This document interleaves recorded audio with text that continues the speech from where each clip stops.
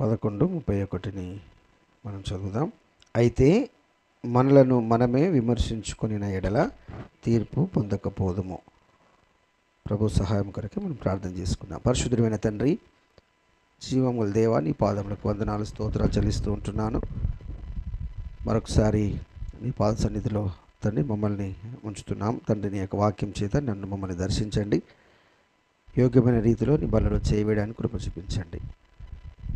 తండ్రి, నీ యొక్క నామాన్ని తెలుసుకునే విషయంలో, నీ భక్తి చేసే విషయంలో మా యొక్క స్థాయి ఎలాంటిదో తండ్రి, మమ్మల్ని మేము పరీక్షించుకునేటువంటి ఆ యొక్క విధానం ఎలాగుందో మరొకసారి మీరు జ్ఞాపకం చేయమని, నన్ను మీరు జ్ఞాపకం చేసుకొని బలవంతునిగా చేసి తండ్రి, నా ద్వారా మీరే మాట్లాడమని మా ప్రభువైన యేసు క్రీస్తు నామములో స్తుతించి ప్రార్థించి వేడుకుంటున్నాను మా తండ్రి. ఆమేన్. మంచిది. మనము ప్రతి వారము ఏదో ఒక మాట చేత పరీక్ష చేసుకుంటూ ఉంటాం. ప్రభు బలను సమీపించుతున్నప్పుడు ఒక్కసారి పరీక్ష చేసుకుంటూ ఉంటాం. ఆరాధన చేస్తాం. ఆరాధన చేసినటువంటి వ్యక్తుల యొక్క ఆలోచన ఏంటి అని అంటే, దేవుడు నన్ను రక్షించాడు, ఆ రక్షణ నిశ్చయత నా జీవితంలో ఉంది, ఆ రక్షణని కొనసాగించడంలో పరిశుద్ధాత్ముడు సహాయపడుతూ వచ్చాడు, కాబట్టి మరొకసారి సంఘముతో కలిసి నా కృతజ్ఞతను తెలుపుతున్నాను అనేటువంటి సందర్భం ఆరాధన. అది చేసినటువంటి వ్యక్తులకు అనిశ్చయత ఉంటుంది.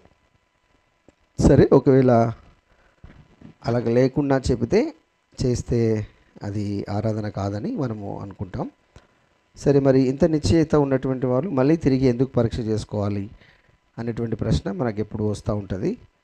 సో దేవుని యొక్క వాక్యము అద్దం వంటిది కాబట్టి దేవుని వాక్యపు వెలుగులో మనల్ని మనము ఎప్పుడూ పరిశీలన చేసుకుంటూ రావాలి. సో పరిశీలన చేసుకుంటూ వస్తున్నప్పుడు ఒక వారము ఒక మాట, ఒక స్పష్టమైనటువంటి మాట మనల్ని తాకుతుంది. తాకినప్పుడు ఆ జీవితానికి మనము అన్వయించుకొని అది ఇంకొకసారి చేయకుండా మనము ప్రయత్నం చేస్తూ రావాలి. ఇంతకుముందు ఆరాధన వర్తమానంలో మనం చూసాము, 40 సంవత్సరాలు, ఒక దినం కాదు, 2 దినములు కాదు, 40 సంవత్సరాలు వారు దేవుణ్ణి ఆశ్చర్య కార్యాలను చూశారు, అనుభవించారు.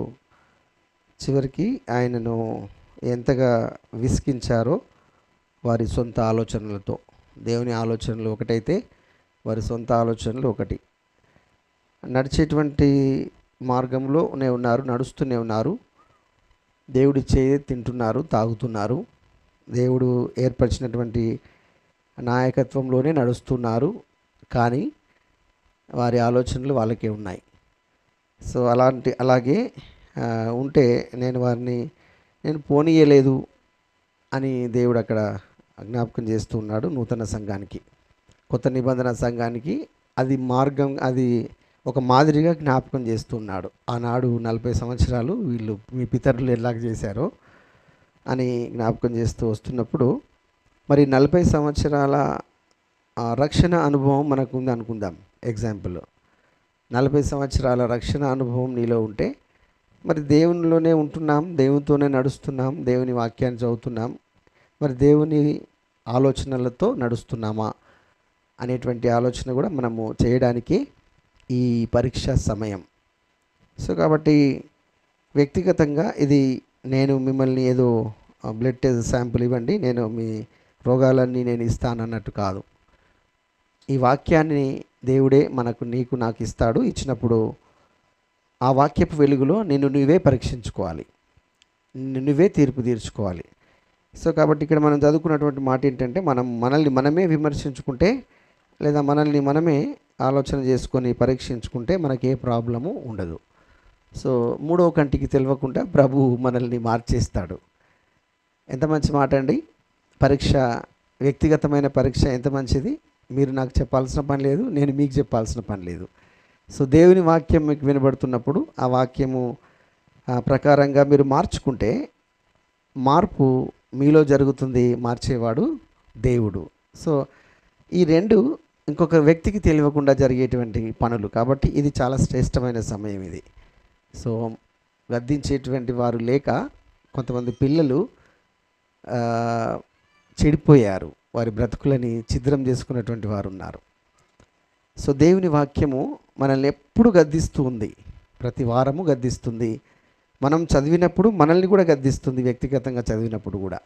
సో ఇన్నిసార్లు గద్దిస్తున్నా మనలో లోబడితనము ఉన్నది అని అంటే దేవుడు అక్కడ ఏమన్నాడు, అది నేను చెప్పిన మాట కాదు, పరిశుద్ధాత్మ హెచ్చరిస్తున్నాడని చాలా చక్కగా ఆ మాటను మన జ్ఞాపకం చేయించి పెట్టాడు.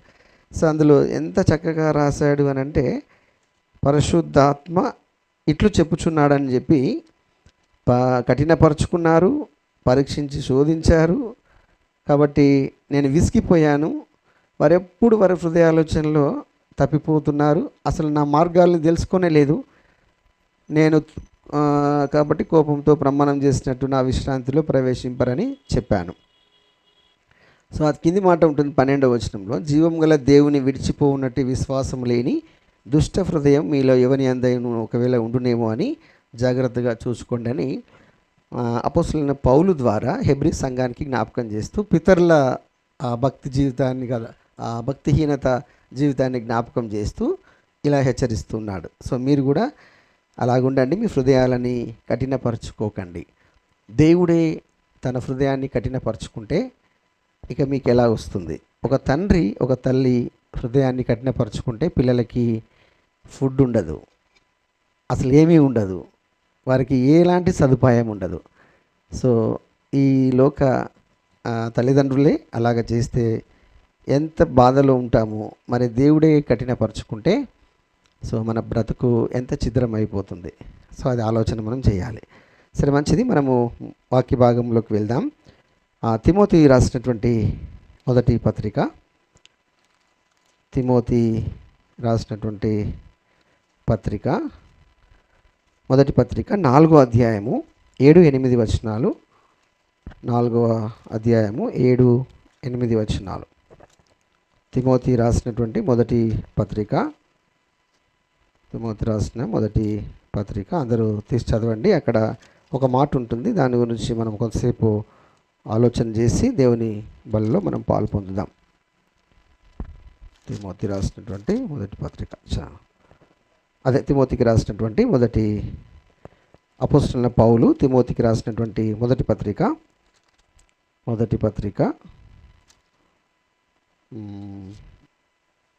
చదవండి.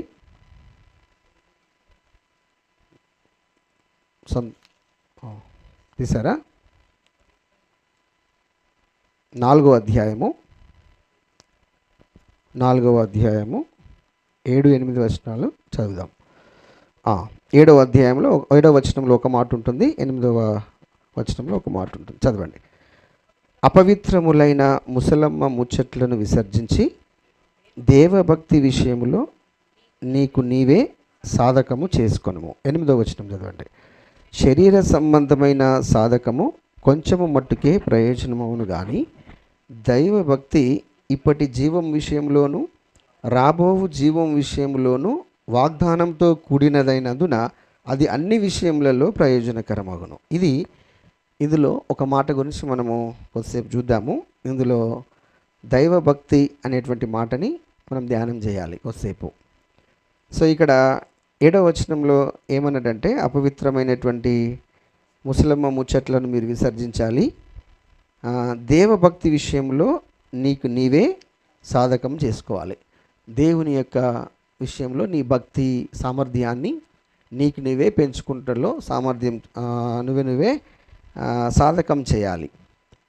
ఒక బాడీ బిల్డింగ్ చేసుకునేటువంటి వ్యక్తి జిమ్కి వెళ్ళి దినదినము ఎలాగ ప్రాక్టీస్ చేస్తాడో, ఒక స్పోర్ట్స్ మెన్ ఎలాగ ప్రాక్టీస్ చేస్తాడో, సో దైవభక్తి విషయంలో నీవే సాధకం చేసుకోవాలి. ఎందుకంటే ఆయన ఎక్సర్సైజ్ చేస్తే నా బాడీలో కండలు పెరగవు. ఇది ఎంతమందికి తెలుసు అండి? ఇది అందరికీ తెలుసు కదా. ఇంత చిన్న విషయం తెలిసినటువంటి వ్యక్తులము, అంటే ఈ పని విషయంలో మనం పడుతూ ఉన్నాం. సో మనల్ని మనమే సాధకం చేసుకోవాలి. సాధకం చేసుకునేటువంటి క్రమంలోనే దేవుని యొక్క మాటలు మనకు అందిస్తూ ఉంటాడు దేవుడు. తర్వాత 8వ వచనంలో ఏముంది? మరి దీనికి శరీర సంబంధమైన సాధకము కొంచెం మట్టుకే ప్రయోజనకరమగును కానీ దైవభక్తి ఇప్పటి జీవం విషయంలోనూ రాబో జీవం విషయంలోనూ వాగ్దానంతో కూడినదైనందున అది అన్ని విషయములలో ప్రయోజనకరం అవుతుంది అని అంటున్నాడు. ఇక్కడ డబుల్ మనకు కనిపిస్తుంది. ఇక్కడ బాగుంటుంది, తర్వాత రాబో కాలంలో కూడా నీకు మంచిగా ఉంటుంది. అది దేవుని మీద నువ్వు చేసేటువంటి భక్తి, లేదా నువ్వు పెంచుకునేటువంటి దైవ భక్తి. సో ఇప్పటి జీవం బాగుంటుంది, రాబో జీవం విషయంలో ఉంటుంది. అయితే రాబో జీవం విషయంలో వాగ్దానాలతో కూడినటువంటి ఫలం నీకు వస్తుంది. నువ్వు దేవుని మీద చేసేటువంటి భక్తి భక్తిలో దేవుని వాగ్దానాలు ఇలా యాడ్ అవుతూ ఉంటే అవన్నీ కలిపి చివరికి నువ్వు డెస్టినేషన్కి వెళ్తావు కదా, ఆ చివరికి వెళ్ళేటప్పుడు ఒక మంచి స్థాయిలోకి వెళ్తావు అని చెప్పడానికి ఆయన జ్ఞాపకం చేస్తూ ఉన్నాడు. ఏదైనా ఒక ప్రాసెస్ ఏదన్నా మనం ప్రిపేర్ చేస్తూ ఉన్నప్పుడు మధ్యలో వేస్తూ ఉంటాం కొన్ని. మీరు ఏదైనా కర్రీ స్టార్ట్ చేస్తే ఫస్ట్ అన్నీ వేయరు కదండి. చిన్న మెయిన్ ఒరిజినల్గా ఒకటి ఉంటుంది, కానీ చిన్న మధ్యలో వేస్తారు చూడండి. సో ఈ వాగ్దానాలతో కూడినటువంటివన్నీ ఎవ్రీ ఇయర్ మనం వాగ్దానం తీసుకునే దాన్ని ఆనందించినట్టు, దాన్ని పొందినట్టుగా మధ్యలో కొన్ని యాడ్ అవుతూ చివరికి నువ్వు ఒక గొప్ప బహుమానం పొందేటువంటి స్థితిలోకి తీసుకెళ్తుంది ఈ దైవభక్తి సాధకము అని అర్థం. సో దేవుని యొక్క సన్నిధిలో నువ్వు చేసేటువంటి భక్తి రోజుకు పెరుగుతూ ఉంటే చివరికి ఒక గొప్ప భక్తిపరుడిగా నువ్వు బ్రతుకుతావు అనే సంగతిని ఆయన జ్ఞాపకం చేస్తున్నాడు. అందులో వాగ్దానాలు నెరవేర్పు ఉంటుందని చెప్తున్నాడు. సో దేవుడు ఇచ్చేటువంటి వాగ్దానాల నెరవేర్పు నీ భక్తి జీవితంలో ఎంతవరకు ఉంది? ఎన్ని వాగ్దానాలను నువ్వు పొందుతున్నావు? ఆ వాగ్దానాలను నీ జీవితంలో ఎంతవరకు పాటిస్తూ వస్తున్నావు? సో వీటన్నిటికీ బేస్ ఏంటి? నువ్వు చేసేటువంటి భక్తే. సో చాలామంది భక్తిపరులు బైబిల్లో ఉన్నారు. వారందరిని నేను ఇప్పుడే జ్ఞాపకం చేయను, కానీ ఒక వ్యక్తి గురించి నేను మీకు జ్ఞాపకం చేస్తాను. అపోస్తుల కార్యములు 16వ అధ్యాయంలో ఒక ఆమె ఉంటుంది. 14-15 వచనాలలో మనకు ఆమె కనబడుతుంది. అప్పుడు లూదియాయను దైవభక్తి గల యొక్క స్త్రీ వినుచుండెను. ఆమె ఊదా రంగు పొడిని అమ్ము తుయతైర పట్టణస్థురాలు. ప్రభు ఆమె హృదయము తెరిచెను గనుక పౌలు చెప్పిన మాటల యందు లక్ష్యముంచెను. ఆమెయు 15వ వచనం, ఆమెయు ఆమె ఇంటి వారును బాప్తిస్మం పొందినప్పుడు ఆమె, నేను ప్రభువునందు విశ్వాసం గలదానని మీరు ఎంచితే నా ఇంటికి వచ్చి ఉండుటని వేడుకొని మమ్మను బలవంతం చేశాను. ఇదంతా ఎవరు చెప్తున్నారు? అక్కడ అనుభవించినటువంటి వ్యక్తి చెప్తున్నాడు. ఎవరు? పౌలు అక్కడికి వెళ్ళినట్టుగా మన 16వ అధ్యాయం స్టార్టింగ్లో మనకు కనబడుతూ ఉంటుంది. సో ఈయన అక్కడికి వెళ్ళినప్పుడంట ఇదంతా మనకు అర్థం అవ్వడానికి ఒక చిన్న ఏం జరిగింది అని ఆలోచన చేస్తే 11వ వచనం నుంచి వాళ్ళు అంతకంటే ముందు 7వ వచనం 8వ వచనంలో కూడా ఒక మాట ఉంటుంది. మాసిదోనియాకు వెళ్ళాలని ఆయనకు దర్శనం కలుగుతుంది పౌలుకి. తర్వాత ఆ దర్శనాన్ని పట్టుకొని ఆయన ఆ దర్శనంకు విధేయత చూపించి 10వ వచనం చివరి భాగంలో మాసిదోనియాకు బయలుదేరేటకు యత్నం చేశాడు. కాబట్టి 11వ వచనం నుంచి, మేము త్రోయను విడిచి ఓడ ఎక్కి తినగా సముద్రాకేకును, తర్వాత మరునాడు నెయపోలికి, అక్కడి నుంచి ఫిలిప్పీకి వచ్చారు. సో ఇక్కడ ఫిలిప్పీ పట్టణంలో అనేటువంటిది మాసిదోనియా దేశానికి అది ముఖ్య పట్టణం. రోమీల ప్రవాస స్థానం ఉందని అక్కడ కొన్ని రోజులు అక్కడ మేము ఉన్నామని ఈ పౌలు సాక్ష్యం ఇస్తూ ఉన్నాడు, లేదా జ్ఞాపకం చేస్తూ ఉన్నాడు. అక్కడ జరిగినటువంటి సందర్భం ఏంటంటే, విశ్రాంతి దినమున గవిని దాటి నది తీరమున ప్రార్థన జరుగుననుకొని అక్కడికి వచ్చి కూడి వచ్చిన స్త్రీలతో మాట్లాడుచుంటుమే. ఇక్కడ సన్నివేశం మీకు అర్థమైంది అనుకుంటాను నేను. సో వాళ్ళు అక్కడికి వచ్చారు, ఒక మంచి పట్టణం అది. ఆ తర్వాత వచ్చిన తర్వాత వీళ్ళు అక్కడికి వెళ్ళి నదీ ప్రాంతంకి వెళ్ళి అక్కడ ప్రార్థన జరుగుతుందేమో అనుకొని విశ్రాంతి దినమున అక్కడికి వెళ్ళి కూర్చుంటే, అక్కడ కొంతమంది స్త్రీలు వచ్చి కూర్చుంటే వీళ్ళు ఏం చేస్తున్నారంటే మాట్లాడుతున్నారు. ఎవరి గురించి మాట్లాడుతూ ఉన్నారు అనుకుంటున్నారు మీరు? చెప్పండి, ఎవరి గురించి మాట్లాడుతున్నారు? పోయిన వాళ్ళు ఏం మాట్లాడుతున్నారని? ముసలమ్మ ముచ్చట్లు మాట్లాడుతున్నారా? లేకపోతే వారి ప్రయాణ విషయాల గురించి మాట్లాడుకుంటున్నారా? ఆలోచన చేయండి, ఏం మాట్లాడుకుంటూ ఉంటారు? చెప్పండి. Very good. ఇక్కడ ఏమైంది? దేవుని గురించి మాట్లాడుకుంటున్నారు. లేకపోతే ఈ అన్యురాలు, ఈమె యూదురాలు కాదు. ఎవరిమే? లూదియా. యూదురాలు కాదు ఈమె. సో ఆమె వింటుందంట. సో దేవుని విషయాలు మాట్లాడాలి. ఇక్కడ మొదటి పాయింట్ ఏంటంటే, మనం ఒక దగ్గర కూర్చున్నప్పుడు మనం ఏం మాట్లాడాలి? దేవుని గురించి మాట్లాడాలి. సో దేవుని సంగతులను సంభాషించాలి. ఈ దినం వాక్యం విన్నాం, మళ్ళీ ఒక దగ్గర పోయి కూర్చుంటాం. 4 మాటలు వాళ్ళు ఏదో మాట్లాడినా మనం 5వ మాట నుంచి ఏం స్టార్ట్ చేయాలంటే, మేము ఈరోజు మందిరానికి వెళ్ళాం, ఈ మాట విన్నాం, సో ఇలాగ బ్రతకమని వాక్యం చెప్పింది, మేము ఇలాగ బ్రతకడానికి ప్రయత్నం చేస్తున్నాం. మీరు ఇలా మాట్లాడితే వాళ్ళ హృదయంలో ఒక కార్యం జరుగుతుందని చెప్పడానికి నేను చెప్తున్నాను. సో నదీ తీరానికి వెళ్ళి కూర్చుంటే వచ్చినటువంటి వాళ్ళందరితో సంభాషిస్తూ ఉన్నారు. సో ఏం సంభాషిస్తారు? సొంత మాటలు ఏం కావవి, దేవుని గురించి మాట్లాడుతూ ఉంటున్నప్పుడు, సో ఇక్కడ మాట్లాడుతూ ఉంటున్నప్పుడట, కూడి వచ్చిన స్త్రీలతో మాట్లాడుచుంటిమి, అప్పుడు లూదియా అను దైవభక్తి గల ఒక స్త్రీ వినుచుండెను. మరి లూదియా ఎవరండి? ఆమె అన్యురాలు, యూదురాలు కాదు. సో ఇప్పుడు మనం క్రైస్తవులము అని పిలువబడుతున్నాం, ఎందుకంటే క్రీస్తును అనుసరించి నడుస్తున్నాం కాబట్టి. సో క్రైస్తవేతరులు మన మాటలు వింటున్నప్పుడు వారికి కూడా దైవభక్తి ఉంటుంది. అది ఏ దైవమో తర్వాత సంగతి, కానీ ఒక దైవభక్తి ప్రతి ఒక్కరికి ఉంటుంది. సో మనం మాట్లాడేటువంటి మాటలు, ఇప్పుడు నువ్వు అన్నావు కదా ఇంత చక్కగా, మరి నువ్వేం మాట్లాడతావు నీ ఫ్రెండ్స్ దగ్గరికి వెళ్ళినప్పుడు కదా? ఏం మాట్లాడతావు? సండే స్కూల్లో ఏం చెప్పారు, తర్వాత చర్చిలో అంకుల్ ఏం చెప్పాడు, నేనేం వాక్యం చదివాను, ఇంత గొప్ప దేవుడు అని ఒక 2 మాటలన్నా మరి మాట్లాడతారా మీరు? మాట్లాడాలి కదా. లేకపోతే వాడిట్లా ఈ ప్రపంచం అంతా మాట్లాడతారు. సో మీరు మాట్లాడే మీ మాటలు అన్యులు వింటున్నప్పుడు వారిలో దేవుడు కార్యాన్ని చేస్తాడు. అవి జీవం కలిగిన మాటలని ఇక్కడ మనకు కనబడుతూ ఉన్నాయి. సో ఇక్కడ వీళ్ళు మాట్లాడుతూ ఉంటే ఆమె వింటూ ఉంది అని ఉంది. ఇక్కడ లూదియను దైవభక్తి గల ఒక స్త్రీ వినుచుండెను. సో దైవభక్తి కలిగినటువంటి వ్యక్తులలో మొట్టమొదలు జరగాల్సింది ఏంటంటే, దేవుని మీ మాటల విషయమై ఒక ఆసక్తి ఉంటుంది. అది ఏ దేవుడైనా దైవభక్తి కలిగినటువంటి వ్యక్తులు దైవక్యమైనటువంటి మాటలు వినడానికి ఆశ చూపిస్తారు. ఇదేంతో నాకు సంబంధం లేదని ఆమె వెళ్ళిపోయినట్టుగా అక్కడ లేదు. ఆమె ఏంటి? ఒక వ్యాపారస్తురాలు. ఆమె ఒక ఊదా రంగు పొడి అమ్ముతుంది, ఒక మంచి ధనికురాలని బైబిల్ చెప్తుంది. సో బిజినెస్ చేసుకునేటువంటి వ్యక్తి బిజినెస్ ఆపేసి ఈ మాటలు వినుకుంటూ కూర్చుందని అక్కడ ఉంది. అంటే దైవభక్తి దేని గురించి అని చెప్తుంది? పరలోక సంబంధమైనటువంటి వాగ్దానాలతో కూడినటువంటి ఫలితాన్ని నీ జీవితంలో ఇవ్వబోతుంది. సో ఇప్పుడు ఈ లోకంలో నేను ఉండాలి, గొప్పగా బ్రతకాలని ఈమె ఆలోచన చేసి ఉంటే ఈ మాటలు ఏంది, నాకు సంబంధం లేదని ఆమె పని ఆమె చేసుకుంటూ వెళ్ళేదేమో. కానీ ఆమె విన్న తర్వాత ఏం జరిగిందంటే, ఆమె తర్వాత ప్రభువు ఆమె హృదయము తెరిచెను గనుక పౌలు చెప్పిన మాటల యందు లక్ష్యం ఉంచెను. సో ఎప్పుడైతే నీ హృదయము దేవునికి కొంచెం అనుకూలంగా నువ్వు పెడతావో దేవుడు నీ హృదయాన్ని తెరుస్తాడు అని చెప్తున్నాడు. సో నువ్వు కఠినపరచుకోనకుని అన్నా ఉంది కదా, నీ హృదయాన్ని నువ్వు కఠినపరుచుకుంటే దేవుడు ఏం చేస్తాడు? అక్కడి నుంచి దాటిపోతాడు.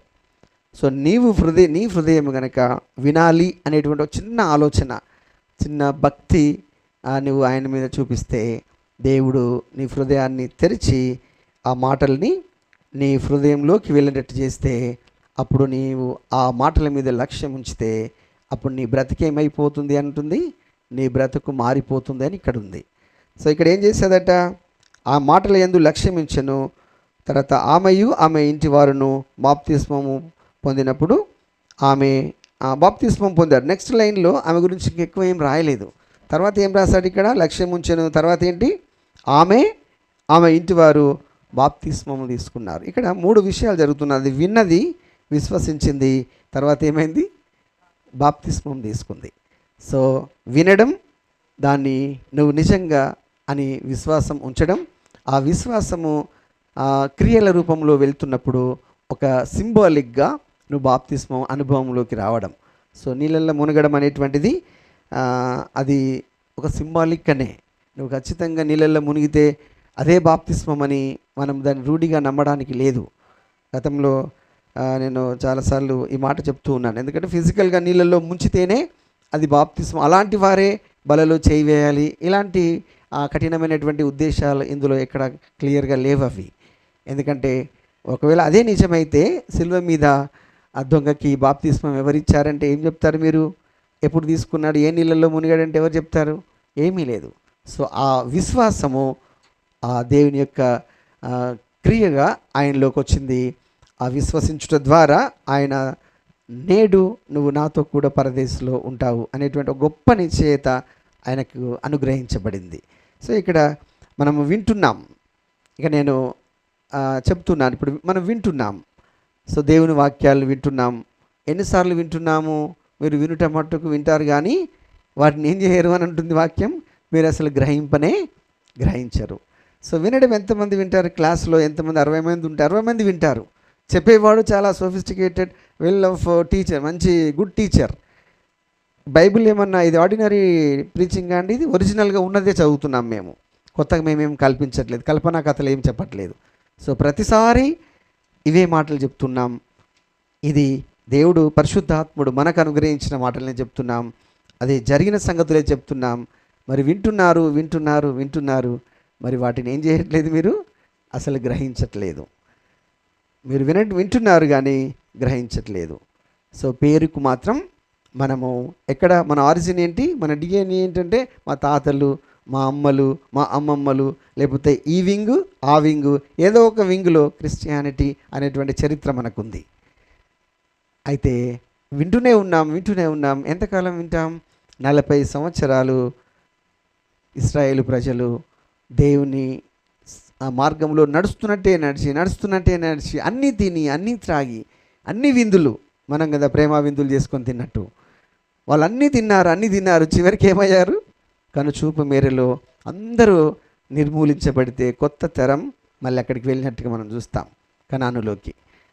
సో ఇక్కడ దేవుని వాక్యాన్ని వినడం ఒక ఎత్తు అయితే, విన్నదాన్ని గ్రహించడం నెక్స్ట్ స్టెప్. ఒకవేళ నువ్వు గ్రహిస్తే నువ్వేమవుతావు?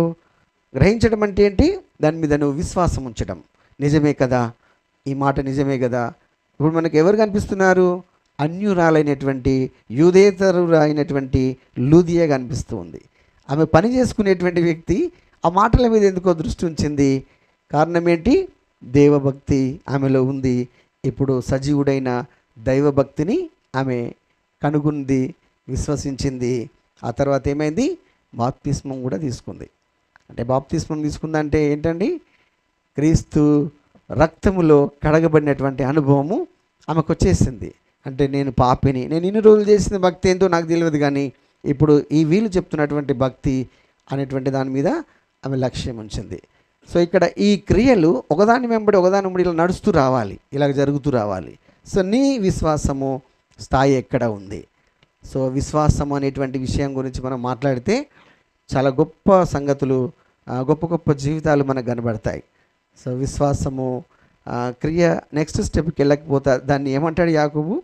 క్రియలు లేని విశ్వాసము అది మృతమే కదా, చనిపోయినట్టే కదా. నువ్వు నమ్ముతున్నావు, మరి తర్వాత నెక్స్ట్ స్టెప్ ఏంటి? నువ్వు ఇక్కడే ఆగిపోతున్నావు అంటే అర్థం ఏంటి? నెక్స్ట్ స్టెప్కి నువ్వు వెళ్ళట్లేదంటే నీ మరుగుజ్జుతనం అక్కడే ఆగిపోయిందని, నీ ఆత్మీయ స్థితి అక్కడే అయిపోయిందని అర్థం. సో ఇక్కడ వినడం ఒక ఎత్తు, విన్న తర్వాత నెక్స్ట్ స్టెప్ ఏంటి? దాన్ని గ్రహించాలి. సో గ్రహించడం అంటే అది నిజమని నువ్వు విశ్వసించాలి. నువ్వు విశ్వసిస్తే నెక్స్ట్ స్టెప్ ఏమవ్వాలి? నువ్వు ఒక నెక్స్ట్ స్టెప్లో బాప్తిస్మ అనుభవంలోకి రావాలి. అంటే నువ్వు కడుక్కున్నట్టుగా నీ పాపపు జీవితాన్ని ఒప్పుకొని దాన్ని విడిచిపెట్టినటువంటి స్థితిలోకి నువ్వు రావాలి. సో మన మీద మాలిన్యం అంటుతూ ఉంది. ఈ లోకము ఎంత భయంకరమో, ఎన్ని రకాల శోధనలు మనకు వస్తున్నాయో. సో ఈ శోధనలు అన్నీ వస్తున్నాయి. ఏ శోధనలు వస్తున్నాయి? ఇంతకుముందు మనం చూసాం కదా, ఏం శోధనలు వస్తున్నాయండి? ఇహలోక శోధనలు ఏంటి? ఏమి తిందాం, ఏమి త్రాగుదాం, ఏమి ధరించుకుందాం, అసలు ఎలా బ్రతుకుదాం, ఎన్ని సంపాదిస్తాం, ఇవన్నీ ఎక్కడ సంబంధించినవి? ఇవన్నీ ఇహలోకం వట్టికి అని దేవుని వాక్యం చెబుతుంది. సో ఇహలోకం వట్టికి అని చెప్పడానికి మళ్ళీ ఇంకేమంటాం? ఇది ఎంత మట్టుకు, ఎంత కాలము అనేటువంటిది కూడా బైబిల్ చాలా స్పష్టంగా చెబుతుంది. మన ముందు ఉన్నటువంటి తరం వెళుతూ ఉన్నారు. ఇంతకుముందు అన్న ఏడుస్తున్నారు. నాకు తెలిసి ఆయన ఎవరో చనిపోయి ఉంటారో, ఆయన గురించి జ్ఞాపకం చేసుకొని ఏడుస్తున్నారేమో నేను అనుకున్నాను. సో పోయినటువంటి వాళ్ళని తలంచుకొని ఏడుస్తున్నాం. మరి ఆయన ఏం పట్టుకెళ్ళాడు? ఏమీ పట్టుకెళ్ళలేదు. ఆయన సాక్ష్యాన్ని కొంచెం వదిలేసి వెళ్ళాడు. సో ఇప్పుడు ఎవరైనా వెళ్ళాల్సిందే. ఏమి తీసుకొని వెళ్ళమని ఆలోచన నీకున్నప్పుడు, మరి ఎక్కడికి వెళ్తామనే ఆలోచన కూడా నీకు వచ్చినప్పుడు, అది తెలిసినప్పుడు దాని కొరకు నువ్వు ప్రయత్నం చేస్తే నీకు మధ్యలో ఏమొస్తాయి? ఆయన వాగ్దానాలు నీ బ్రతుకులో ఒకటొకటి యాడ్ అవుతూ కలుస్తూ నిన్ను ఒక జయ జీవితాన్ని నీకు అందించడంలో అది తోడ్పాటుపడుతుంది. దీనన్నిటి కారణం ఏంటంటే సంతుష్టి సహితమైనటువంటి దైవభక్తి. అది ఎంత గొప్ప లాభసాధకమై ఉంది అని అంటాడు. సంతుష్టి సహితమైనటువంటి దైవభక్తి. సో దేవుని మీద నువ్వు చేసేటువంటి భక్తి ఏ స్థాయిలో ఉంది? సో భక్తి, నేను భక్తిపరుణ్ణి అని అంటే మరి దాని ఫలితం ఎలా కనబడాలి కదా. సో భక్తి దాని యొక్క స్థాయి ఏంటో కనపరిచేటువంటి స్థితిలో నువ్వు ఎక్కడ ఉన్నావు. సో బాప్తిస్మం తీసుకుంది. తర్వాత ఏమైందంటే తర్వాత ఆమె ఒకతే తీసుకుందా? ఆమె ఇంటి వారును బాప్తిస్మం పొందినప్పుడు తీసుకున్న తర్వాత నెక్స్ట్ క్రియ ఏంటో తెలుసా? నెక్స్ట్ ఆమె పరిచారకులని లేదా దేవుని సేవకులని ఆతిథ్యం ఇచ్చి దేవుని సేవకులకి ఒక ఊతమిచ్చేట్టుగా, తనకున్నటువంటి దానిలో కొంత స్థానం ఇచ్చినట్టుగా, వారి ఇంట్లో స్థానం ఇచ్చి వారిని పిలిచినట్టుగా. ఎంత ప్లీజింగ్గా అంటుంది చూడండి. నేను ప్రభువునందు విశ్వాసం గలదానని మీరు ఎంచితే నా ఇంటికి వచ్చి ఉండుడని వారిని వేడుకొని ఏం చేసిందంటే బలవంతం చేసాను అని ఉంది. మనము చాలాసార్లు వస్తేరా పోతే పో అన్నట్టుగా పిలుస్తూ ఉంటాం. ఏమో వస్తే మళ్ళీ పిలవకపోతే ఏంటో అన్నట్టు కూడా పిలుస్తాం. కానీ ఆమె బాప్తిస్మం పొందిన తర్వాత ఆమె చేసిన పని ఏంటంటే, మీరు మా ఇంటికి వచ్చి ఉండండి అని దేవుని యొక్క పరిచారకులకి బలవంతము చేసినటువంటి పరిస్థితి. అంటే సేవలో ఉన్నటువంటి వ్యక్తుల విషయంలో ఆమె కనపరిచినటువంటి ఆ తీరు. మీకు ఒకటి ఆశ్చర్యకరమైన సంగతి ఏంటంటే, ఫిలిప్పీ సంఘములో, ఆ ఫిలిప్పీలో మొట్టమొదటి మందిర సమావేశము కేంద్రంగా ఆమె ఇల్లు ఉందని చరిత్ర చెబుతోంది. ఈ లూదియా, అన్యురాలైనటువంటి లూదియా దేవుని వాక్యాన్ని విని విశ్వసించి రక్షణ అనుభవాన్ని పొంది సేవకులకు పరిచర్యలో సహాయపడుతూ రావడమే కాదు, తన ఇంటిని దేవుని యొక్క మందిరము పనికి ఇచ్చినటువంటి స్థితిలో ఆమె ఉందని చరిత్ర చెబుతూ ఉంది. సో మన యొక్క క్రియల ఫలితం ఎలాగుంది? సో దైవభక్తి ఎలాగుండాలి? ఆ దైవభక్తి యొక్క విలువ ఏంటి? ఆ దైవభక్తి పొందే విషయంలో నీ సాధకము ఎలాగా ఉంది? ఇప్పుడు నువ్వేం చేయాలి? దైవభక్తి విషయంలో సాధకం చేయాలి. అది ఎక్కడెక్కడ ఉంటుందని అంటున్నాడు చూడండి. ఒక మాట దైవభక్తి విషయంలో మరొకసారి మనము బ్యాక్ వెళ్ళి ఆ మాట చదువుదాం. ఎక్కడుంది అది? తిమోతికి రాసిన పత్రిక 7:4-8 వచనంలో ఏమంటున్నాడు? ఇక్కడ, తర్వాత పరలోకమందు. సో 2 విషయాలలో 2 ప్లేసెస్లో నీకు గొప్ప చూడండి 8వ వచనం. శరీర సంబంధమైన సాధకము కొంచెం మట్టుకే ప్రయోజనకరమవును కానీ దైవభక్తి ఇప్పటి జీవం విషయంలోనూ రాబో జీవం విషయంలోనూ వాగ్దానంతో కూడినదైనందున అది అన్ని విషయములలో ప్రయోజనకరమగును. సో మనం చేసేటువంటి భక్తిలో ఏముంది? ఫ్యూచర్ ఉంది. రాబోయేటువంటి అన్ని విషయాలలో అన్ని విషయాలలో మనకు ప్రయోజనకరమైంది. అయితే నీ సాధకము, నీ యొక్క ప్రాక్టీస్ ఏ స్థాయిలో ఉంది దేవుని అనుసరించే విషయంలో?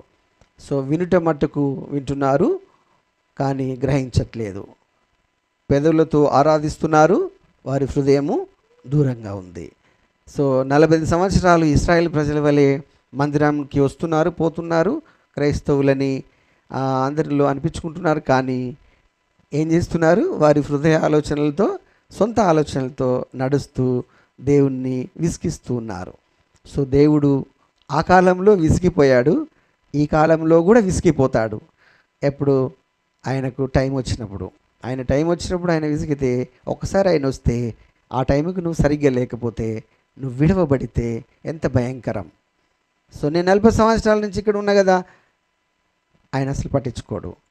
సో నీ స్థాయి నీ పరీక్ష స్థాయి. అందుకే మన దగ్గర ఉన్న ఒక స్పెషల్ ఒక మంచి ఆధిక్యత ఏంటంటే, ఈ బల్ల దగ్గరకు వచ్చినప్పుడు ప్రతి ఆదివారం ఒక మాట 2 మాటల గురించి తీసుకొని నేను చెప్తున్నాను. కారణం ఏంటంటే వినయము, విధేయత, ప్రేమ, విశ్వాసము, ఇలా ఒక్కొక్క క్యారెక్టర్ని మనం ధ్యానిస్తూ ఉంటున్నప్పుడు నేర్చుకున్న దానిలో నుంచి నా స్థాయి ఎలాగుంది, నేను ఎలాగ మార్చుకుంటున్నాను, సో నా సాధకం ఎలాగుంది. జిమ్కి వెళ్తున్నాం, పాలు తాగుతున్నాం, వాక్యం అనే పాలు తాగుతున్నాం, జిమ్ అంటే చర్చికి వస్తున్నాం, ఇటు ట్రైనర్ ఉన్నాడు, ఇలా చేయండి ఇలా చేయండి అని పరిశుద్ధాత్మ ద్వారా చెప్పుతున్నాడు, వింటున్నాం. కానీ చివరికి మళ్ళీ అలాగే ఎలాగుంటున్నాం, పసిపిల్లల వలనే ఉంటున్నాం.